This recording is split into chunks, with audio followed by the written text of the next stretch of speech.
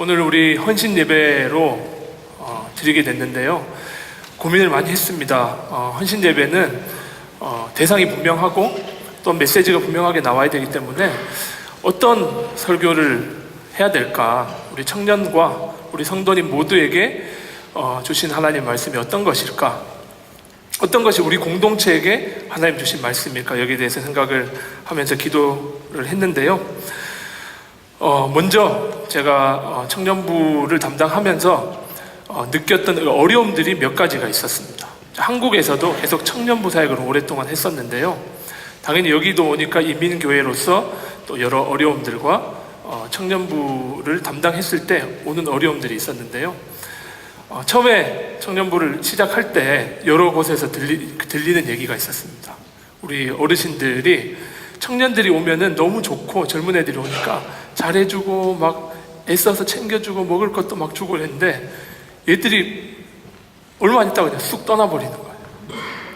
그래서 얼마나 섭섭하고 마음이 이렇게 허전해서 이 청년들이 너무 빨리 떠나서 섭섭하고 이 마음을 주기가 너무 힘들다. 마음을 주면 금방 떠나니까. 저는 이제 사역을 시작할 때는 그런 얘기를 들으면서 그럴 수 있겠다. 그냥 쉽게 생각했거든요. 청년부 담당을 딱 하고 저도 이제 아이들하고 좀 친해져야 되고 가서 기도 제목이라든지 이런 걸 좀 물어봐야 되잖아요. 그래서 맡은 지 딱 얼마 안 돼가지고 애들은 이제 접근을 해서 기도 제목이 어떤 게 있냐 막 물어보는데요. 딱 목사님 쾰른에는 제가 갈 수 있는 학교가 없습니다. 빨리 쾰른을 떠날 수 있도록 기도를 부탁드립니다.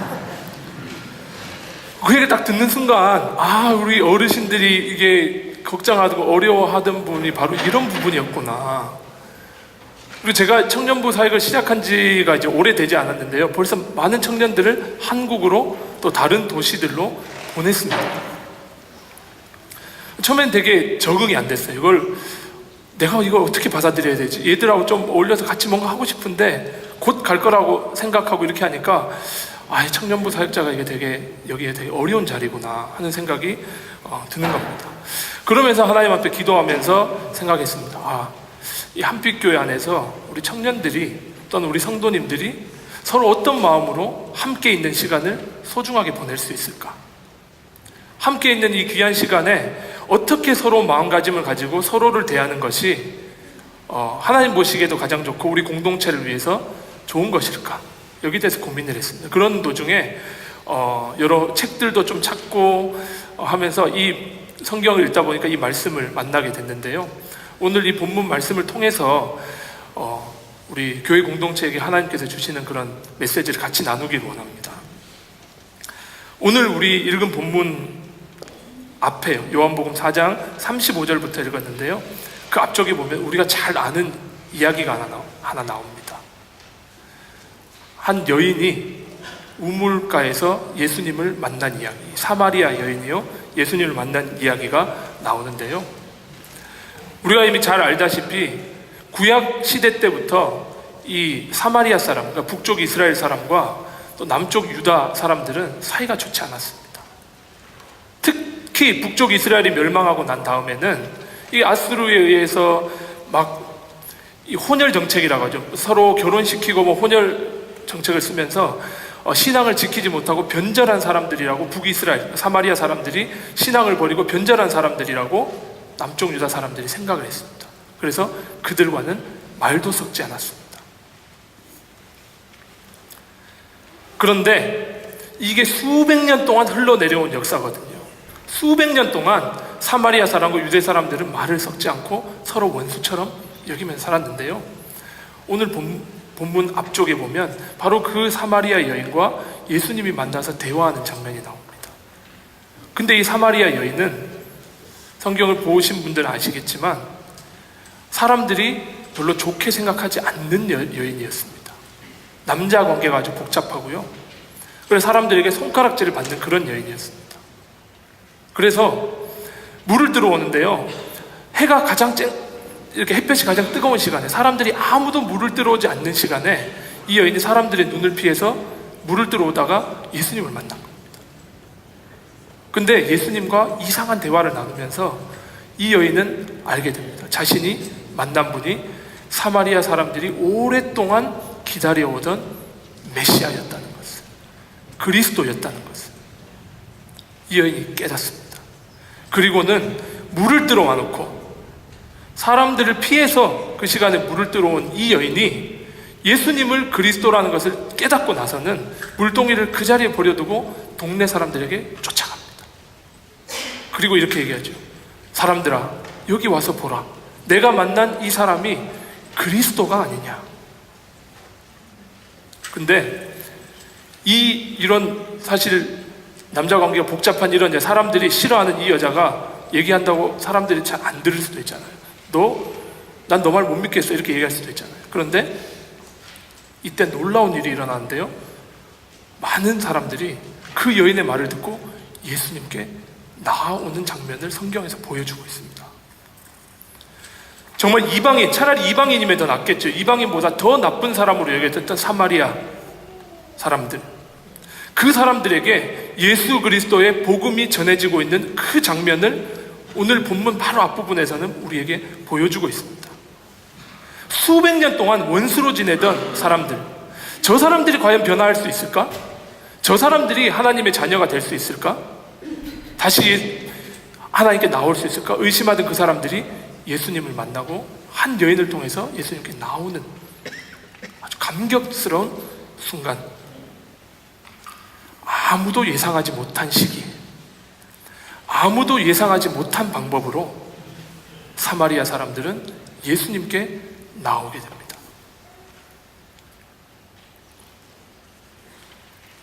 사람들이 예수님께 나오고 있습니다. 근데 예수님과 여인이 대화를 할 때 제자들은 마을에 먹을 것을 사러 가서 그 자리에 없었습니다. 근데 그 여인이 사람들을 부르러 갔을 때 제자들이 예수님께 왔습니다. 먹을 걸 사들고. 그래서 예수님, 우리 먹을 걸 사왔습니다. 좀 드시죠. 하니까 예수님이 내 먹을 것은 따로 있다, 이렇게 얘기하죠. 그래서 제자들이 너무 당황해가지고 누가 예수님에게 먹을 것을 드렸지? 이렇게 하니까 내 하나님 아버지의 뜻을 행하는 것이 내 양식이다, 그렇게 이야기하면서요, 사마리아 사람들이 예수님께 나오는 장면을 예수님이 이렇게 보십니다. 보시면서 뭐라고 얘기하느냐, 오늘 본문 말씀이죠. 추수할 때가 너희는 아직 안 되었다고 얘기한다. 하지만 봐라, 그 사마리아 사람들이 나오는 것을 보고 봐라, 이미 휘어져서 추수할 때가 되었다. 거두는 자가 이미 삭도 받고 영생에 이른 열매를 모으나니 뿌리는 자와 거두는 자가 함께 즐거워할 것이다, 이런 이야기를 하십니다. 수백 년 동안 원수처럼 지내온 사마리아 사람들이 예수님께 나오면서 그리스도라는 그 고백을 듣고 나오는 그 장면을 보시면서 예수님은 아주 감격스러워 하셨습니다. 하나님의 때가 지금 오는구나. 근데 예수님은 그냥 단순히 그것을 우연히 일어난 일로 보지 않았습니다. 그리고는 뿌리는 자가 있었다, 이렇게 얘기합니다.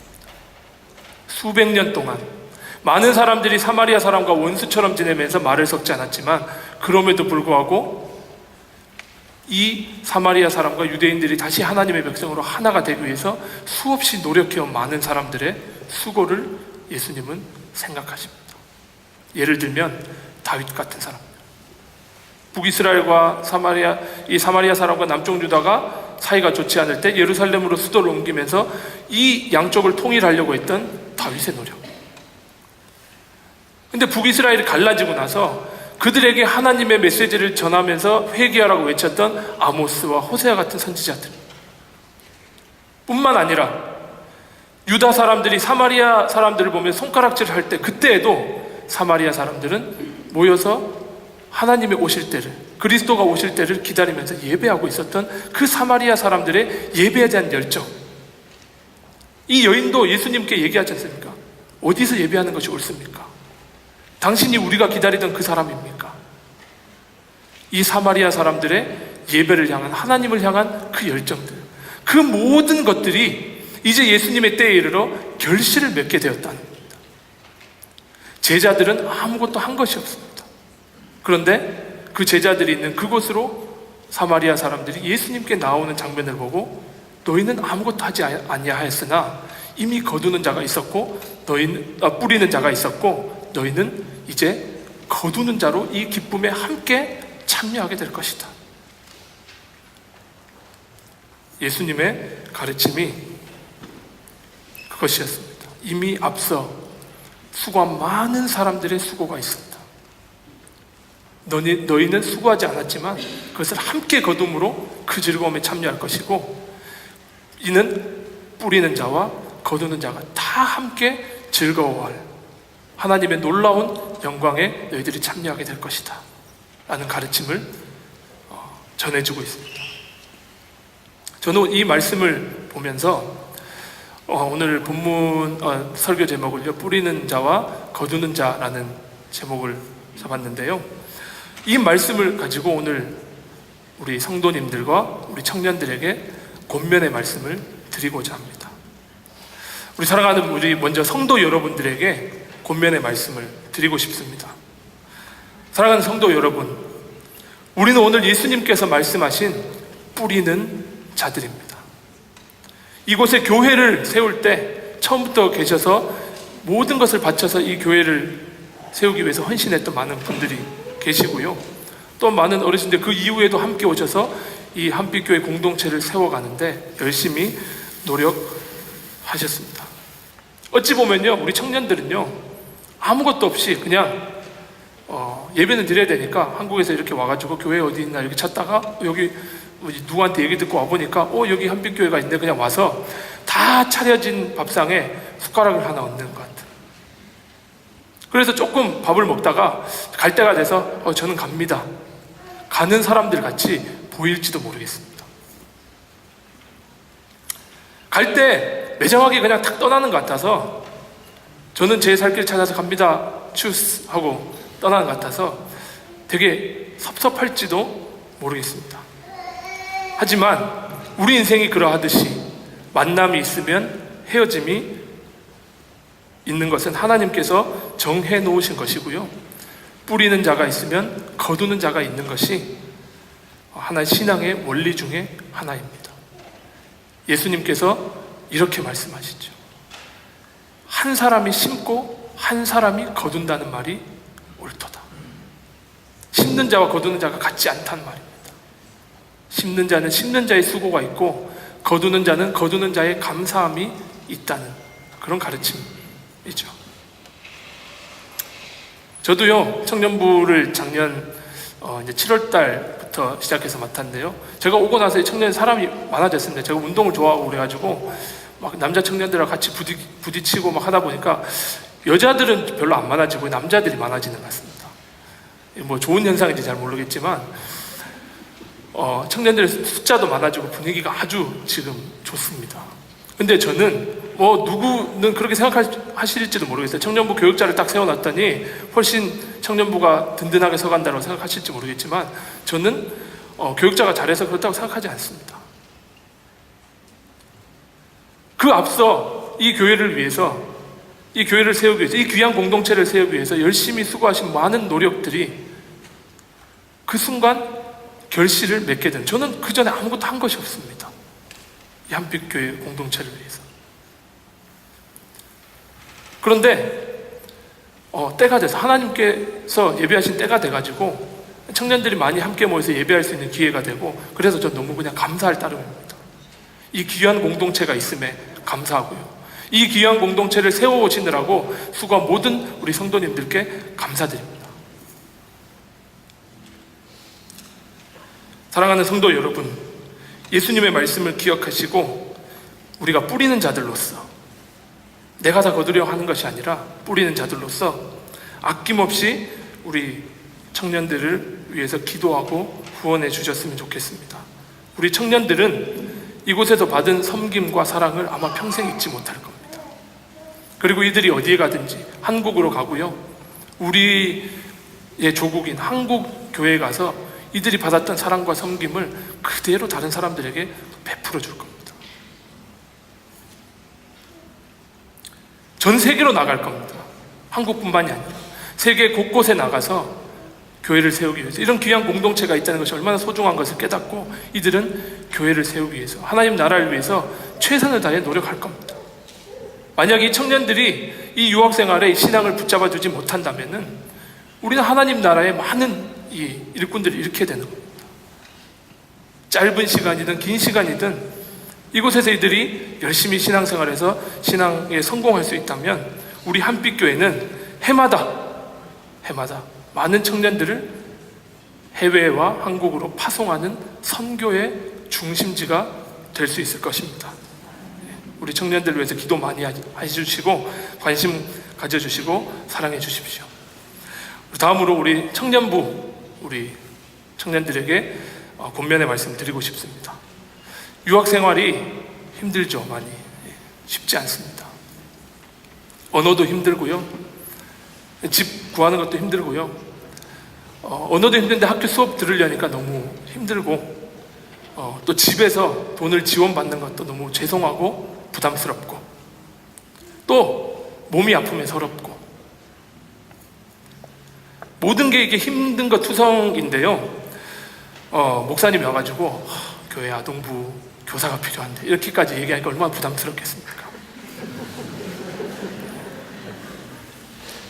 하지만 여러분, 가족, 친구, 그리고 조국을 두고 먼 외국에서 이방인 생활하는 데 있어서 이렇게 귀한 공동체가 있다는 것이 얼마나 감사합니까? 얼마나 소중합니까? 여러분들은 먼저 감사하는 청년들이 다 되었으면 좋겠습니다. 청년 시기에 많은 고민도 있고 방황도 되고, 사실 한국에서 이렇게 떠나오면서 한국에서 여러분들 다 얼마나 또 교회에서 열심히 섬기다 오셨어요.